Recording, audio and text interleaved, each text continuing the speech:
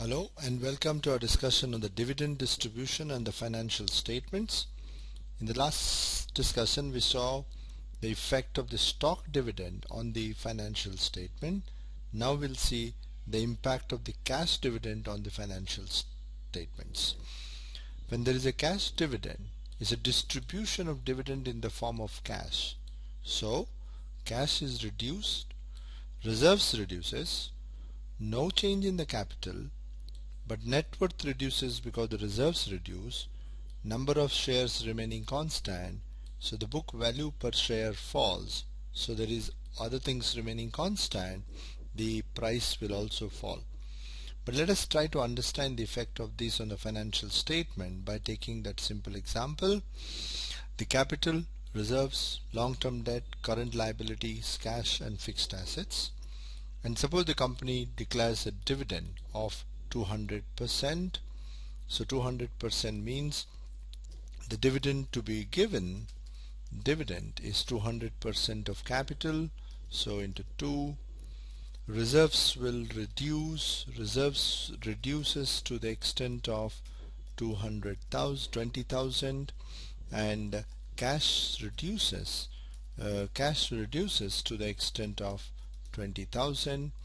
So the effect of that on the balance sheet will be like this: no change in the capital, reserves will reduce to the extent of 20,000, no change in the long-term debt, no change in the current liability, cash reduces from 25 to 20 by 20,000, no change in the fixed asset. So this is the new balance sheet post the cash dividend.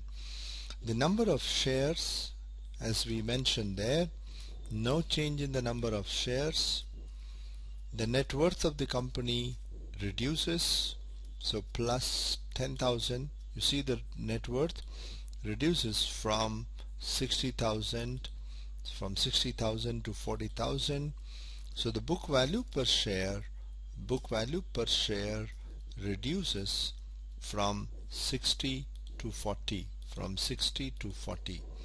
So in case of a cash dividend, the no change in the capital, but the reserves are reducing because they are converted or they distributed in the form of cash, and because the reserves are reducing, the net worth of the company falls, and because the net worth of the company falls, the book value per share falls.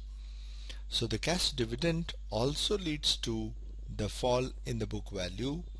Since the book value per share falls, so there is every possibility, all of the things remaining constant, the price per share falls. Now let us summarize this by comparing this with the stock dividend and the stock split. We saw that in stock split the book value falls, and here the book value falls because the number of shares have gone up. The number of shares gone up because you have reduced the face value from 10 to 5. No other change in the composition or the amount of the financial items on the balance sheet. So the book value falls because the number of shares fall.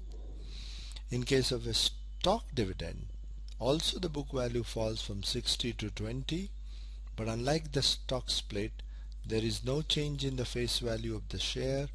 As a result, the capital is changing because you're converting the reserves into the capital. So capital is increasing to the extent of the bonus shares given, and the reserves are reducing to the extent of the distribution of reserves or distribution of dividend, and as a result the net worth though remains same, but the number of shares go up, so the book value per share falls. Whereas in case of a cash dividend, here also the book value per share falls, but in this case capital is constant, the reserves falls because of the distribution of dividend in the form of cash, so cash falls.